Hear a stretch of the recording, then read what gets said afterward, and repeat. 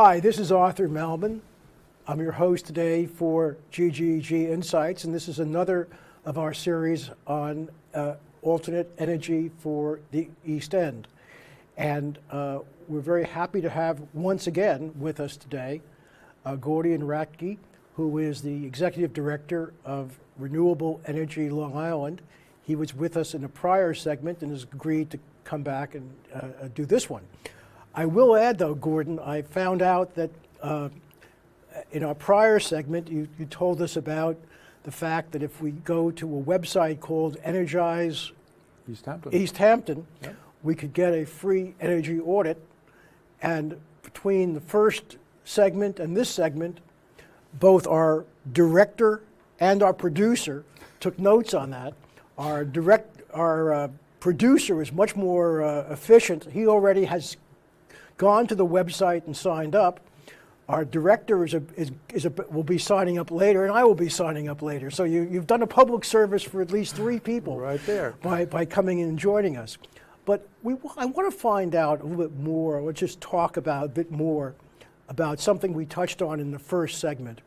And that was, rather than bringing a small power line into Buell Lane for 15 wind turbines, which was going to produce 90 megawatts, and now they may, with more efficient turbines, produce 130 or so. First of all, let's say 5 years from now, the technology has improved again, and our 15 turbines can produce not 130 megawatts, but 200 megawatts. Do we need a whole new line, or could we just, and if so, should we maybe put in a bigger line today? Well, the issue is that the substation capacity limits how much additional power you can interconnect here in East Hampton, and that is about 130 megawatts. Oh, okay. So when Ørsted, the new owner of the wind farm project, said that they could go to 130 megawatts with the newer technology that was not readily available in 2015 when the project was first described, they could probably today even go to 150 or 160 Correct. Megawatts, yeah, based on new technology, but they couldn't insert it into the system because the Buell Lane substation is not big enough. That's right. And I gather Yeah. there's no plan that PSE&G has to make that bigger. Yeah, not at the moment, and it would be a major upgrade and a costly upgrade for that matter. Okay. Yeah. Now, once the wind farm project started being discussed, after the contract was awarded by LIPA or PSE&G, I've forgotten which, we learned that in addition to the wind farm and the wind energy, LIPA was going to spend around $500 million to bring more transmission lines from Up Island here. Is that? Right. So that's correct. So they have a schedule that you can look up on their website that shows that between now and 2028, I think it is, I haven't looked at it in a while, but something like that, they'll gradually upgrade transmission and substation capabilities coming, from the west and to work their way east. And the total cost of those projects over the next 10 years or 10, so? 12 years would be $513 million. That schedule would have looked much more aggressive and much costlier if they hadn't picked the wind farm, the battery storage, and the demand response programs in their South Fork RFP. The other thing that's important to note on this is I had a conversation with the LIPA CEO and staff, and I said, are you guys all set to do all of this? Or if battery storage becomes less expensive and we may have another battery storage that we could put out here, would you forego some of these costly transmission upgrades?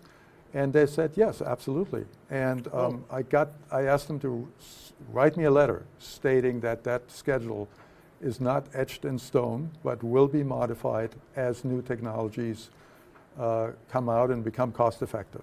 So in other words, if we had more battery storage ability out here, We could cut back on that. we could cut back, yeah. and obviously that all Yeah. goes into our rate. And I would argue that's what we need to do. More local distributed energy, solar energy, energy efficiency that reduces peak demand, battery storage. Those are, for us, I think, a lot better than just bringing another transmission line out. Gordian, let's just stay on this for a second because, I'm no expert, and I sort of know about an Energizer Bunny battery. Right. These battery plants that you're talking about, or these batteries, Frank Deline, who was one of our guests, said it sort of looks like a big shipping container when it comes, and there's stuff inside that, Yeah. and people put some wires into it, and that's about it. Yeah. And when they were talking about building battery storage out in Montauk, which I gather is just about finished, or maybe has been finished. Yeah. Is that what this stuff looks like to the naked eye? It Exactly looks right. like a bunch of shipping Yeah. containers? It looks like a storage building, like a mini storage or something.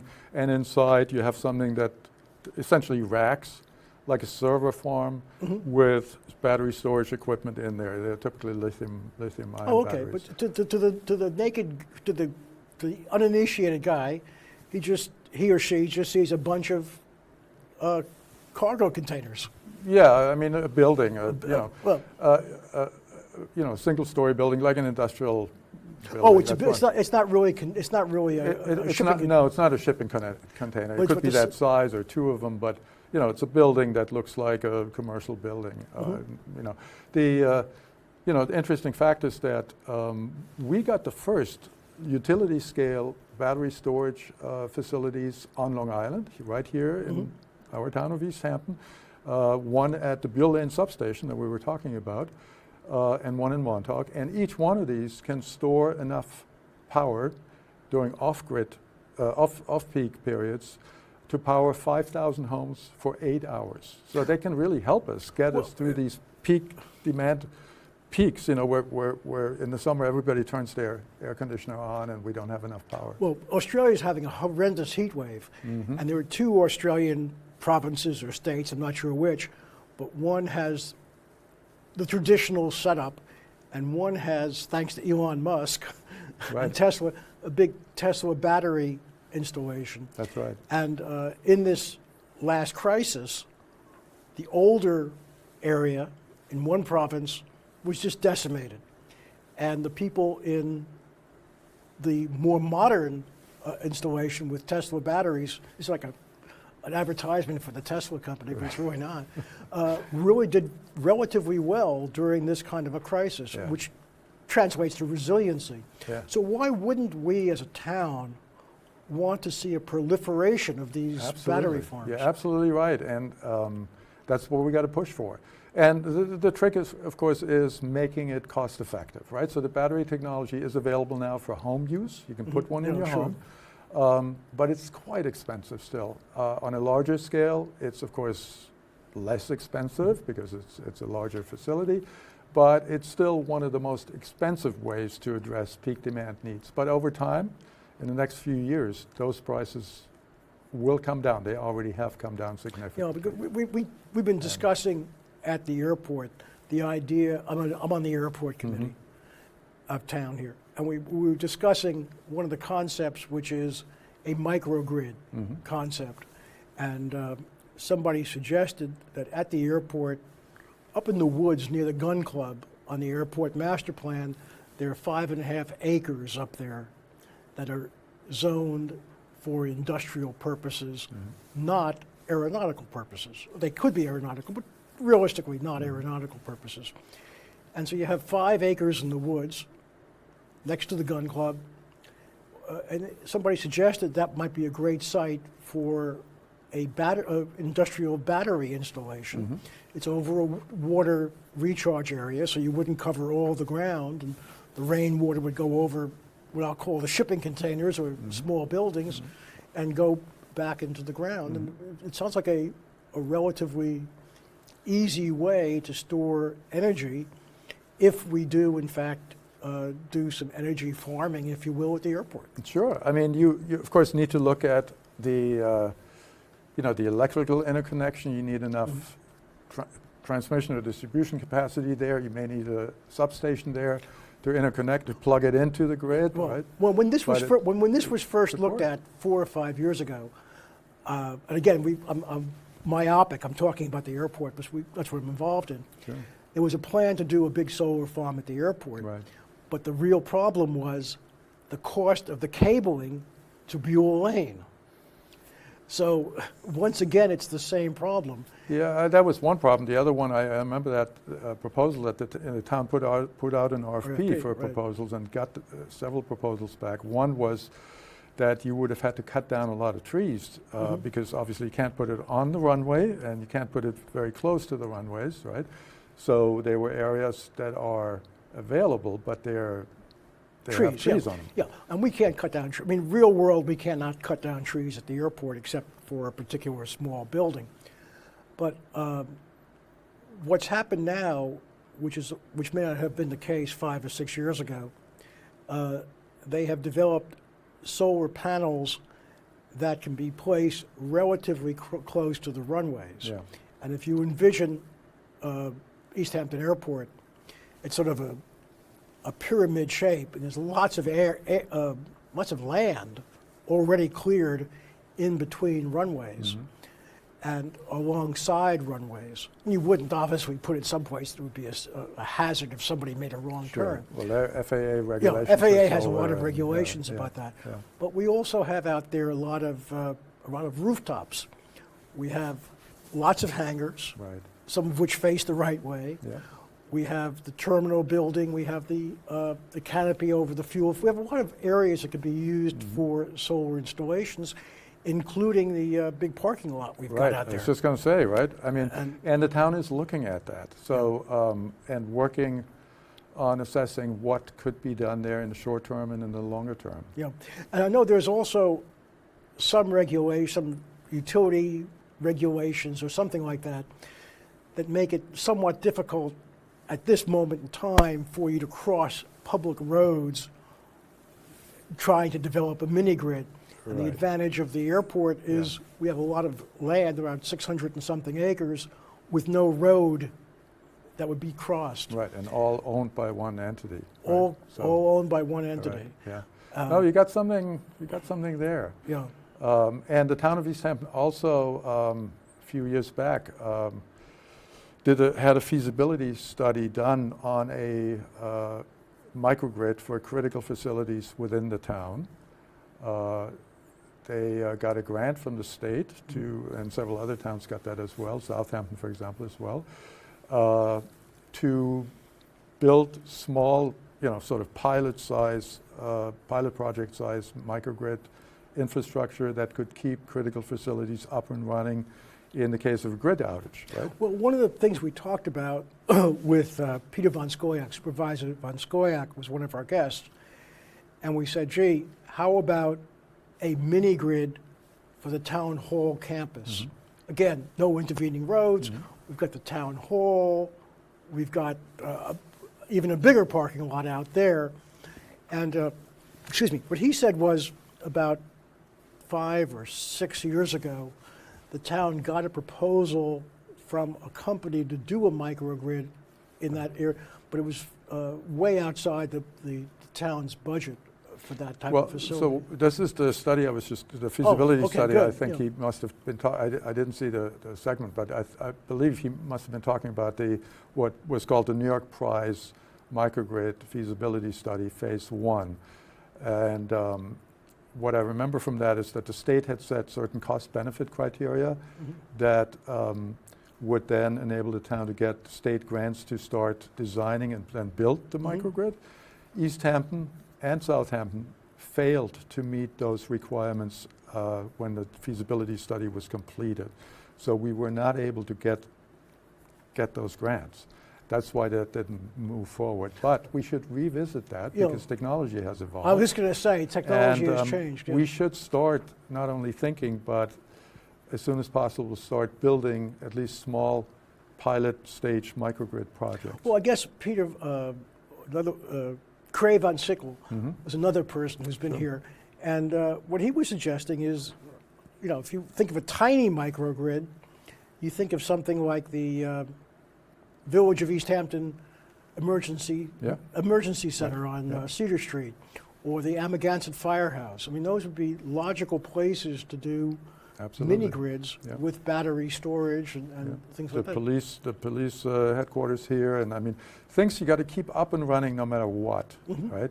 The cost-benefit criteria that the state sets also take into account not only what is the benefit of that infrastructure during a grid outage, or in the case of a grid outage, but what are the benefits for the rest of the year? And there are benefits because you, for example, when you have battery storage in a microgrid, you can use that battery storage also to make sure you can meet peak demand in the summer, right? So we have to think creatively and build microgrids that can solve the problem of a grid outage and also get us benefits during most of the year when we don't have to deal with it. Let me ask you a very basic question. I mean, this morning we had a meeting, an airport committee meeting at the town hall, and they were talking about the fact that they now have generators at the town hall because they had an outage a couple of years ago and they had no power at town hall. Some people said that was a great idea. Turn town hall off and let the place, let nobody do anything. But more seriously though, once you have, as many people do here in town, a generator, why would you want to go to the additional expense of creating a microgrid? Let's use town hall, for example, the town hall campus. Why would you want to create a microgrid if you had the generator already? Well, so first of all, generators, of course, are polluting, and depending on what they run on. Typically, they run on propane or natural gas, diesel or natural gas. But also, they depend on fuel deliveries. And if you have an extended outage and can't get fuel there, that generator is not going to do you much good. A battery storage facility and a smart microgrid can provide power during an extended outage. And so what you're really saying is every morning when the sun comes up, you're filling up your fuel. You're filling up your tank if you want your tank again. Absolutely right. And that's what we need. And this is still, something that's not very common around the state of New York, but the state wants to support this. We need to go back to the drawing board on that and start our first East Hampton microgrid project on a small scale, as you say, critical facilities like police station or emergency management services and things like that. No, I think that's a great idea because just like you said, 5 years ago when the wind farm was developed, it was going to be 90 megawatts. Now it could probably, although Buell Lane is the choke point, it could now probably be from the same 15 stanchions. You could probably have 200 or 300 megawatts. And Arthur, the technology in this field, I mean, it's exploding. As I told you, I've been in this business for a quarter century. I've never seen this pace of technology advancement that we've just seen over the last 5 years ever before. I mean, it's really stunning what's happening, and that's good. So we just have to bring these things here and revisit projects that maybe we've looked at 10 years ago and they weren't feasible. Well, they might well be feasible now. Could we go back to one other thing which I forgot about for a while? We talked about a big cable rather than this little cable going from the 15 wind turbines to Wainscott or Pither Hills and then up into Buell Lane. And then the next 15 windmills are built, and there's another cable that one goes to Southampton. So you have this proliferation of these little cables. We talked about the idea of a big cable going from that whole wind farming field out there over to Shoreham. That wouldn't really help East Hampton because the power would be up there. So when you talked about 500 and something million of transmission facilities to bring more power out here, and assuming we do nothing, then instead of 500 million, it's going to be probably 520, 550 million to make up for the power that's not being delivered into Buell Lane. I mean, I'm just... Yeah, I don't know what the cost would have been without without the South Fork RFP projects that they selected, it would have been significantly more. This was the least cost set of projects. That's why they picked them. So if we were to say, just hypothetically, hey, why not take that cable that's going to come from the South Fork wind farm and snake it around the other side of the island and go to Shoreham, interconnect it there? Well, now we'd have to build a cable from Shoreham that would come back out here and go to the Bill 8 substation. And of course, that's going to be very costly and also time-consuming. You know, to run these types of projects takes many, many years. Not something you do in a couple of years. You know. Okay. Well, and now, again, I want to go back to something. When you said that we can do things out here in East Hampton, Southampton, to decrease the need to have that $500 million transmission line project, you mentioned more battery storage. You mentioned two other things. Well, so we spoke about Energize East Hampton. You can get your free energy audits. Right. I can make it even better for you. We got a program that provides, this is under the South Fork Peak Savers program, which LIPA selected in the RFP. They give away free smart thermostats, $950 per pool pump rebates for energy efficient pool pumps. Pool pumps have a big effect on peak demand in the summer, as you can imagine. They do free commercial energy audits and upgrades. They upgraded a lot of businesses around town with more efficient lighting and things like that. Oh, with all of that for free. Oh, free? Oh, okay. They say, give us 20 minutes and we'll redo your shop entirely, and you're going to save lots of money on your electric bill. So those are the kinds of things we got to do, where we basically get it for free or with a significant amount of rebates, and it reduces peak demand and saves you money. Now, I think you said three things. I'm trying to remember the last one. You said batteries. Battery storage, smart technologies like smart thermostats, right? That basically, I've got a Nest thermostat in my home now, and I don't have to program it anymore. It learns from your habits. It knows when you're going to be home and when you're going to be away and those things, and it just takes care of, saving you energy by putting the right settings, in for your heating. Oh, so in other words, if it learns that you and your family are out during the day, it brings it down from 70 to 68. In the winter, right? And before you come back, it'll be ramping it up, and when you come in, it's already at the right temperature. Well, I'm a second homeowner, and I'll tell you what almost invariably happens is we've got an addressable thermometer, but not the kind you're talking about. Ours are pretty stupid, and the users are pretty stupid too, namely us. So invariably, we have the thermostat at 60, and we are now probably just leaving Southampton. And my wife or I say, "Oh my gosh, it's 60 in the house," and we try to turn it up to a million, but of course, by the time we get home, instead of 60, it's 62. Yeah. So with these smart technologies, I mean, this is a Google appliance, right? These things get smarter and smarter. They take into account the outdoor temperature and things like that, And again, give it a couple of years and it'll be even more advanced by then. But you get this for free if you have central AC. As an East Hampton or Southampton homeowner, you get up to 2 smart thermostats for free. And they even put them in for you if you can't do it yourself. Oh, so if you have a modest home with a central air conditioning system, they'll give you one of these for free. Yeah. If you have two. If you have two zones, I guess they give you 2. You can get 2 for free. And if you already have them in there, if you already have a smart thermostat installed, and you sign up for the rush hour program that they're offering, you get $500. Oh. Even though you already have them. By the way, they sent you money. This is something which we hadn't mentioned. Why don't you explain how that works, Gordon? Because this is it's like a free check. Yeah. No, so this is. And by the way, I want to tell everybody that our producer and our director are now, they've just had a chance to sit down and started making notes of how they get the $500. I mean, they've learned a lot about this stuff now. So the Energize East Hampton website, energizeeh.org, it's an umbrella of programs that that are available in the town of East Hampton. So you can get your free home energy audit under that umbrella, you can get your free smart thermostats. You get pool pump rebates if you have a pool. You can put energy efficient variable speed pumps in, which save you a ton of money on your summer electric bills. You get $950 rebate per pool pump that you put in.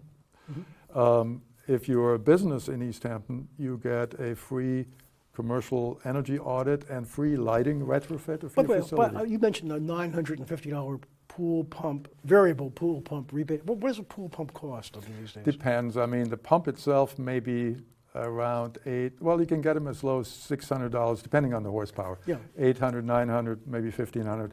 But then it's the installation. So you got to talk to your pool guy and see how much he charges you for the labor. But essentially, the equipment you get next to... You get next to nothing. Nothing. Yeah. Okay. Now, you mentioned also another program where they can reduce your well, then there's the solarized program. No, not the solarized program. The one where the utility comes in and reduces my air conditioning setting. Oh, right. So that's the Rush Hour Rewards program. And by installing the smart thermostat and signing up for the Rush Hour Rewards program, you will be able to control your thermostat remotely with your phone. But in a critical peak day scenario, which may happen once or twice or a few times during the summer, the Nest thermostats, or those kind of thermostats, will have the ability to pre-cool your home earlier in the day so that you can coast through the peak period, which is typically around 4 p.m. to 8 p.m., without increasing peak demand. And so that helps the utility and it helps us. Gordon, again, this is the second time we're saying thank you, and I really appreciate it. So thanks for having me on the show. We've gotten a lot of good information here. All kidding aside.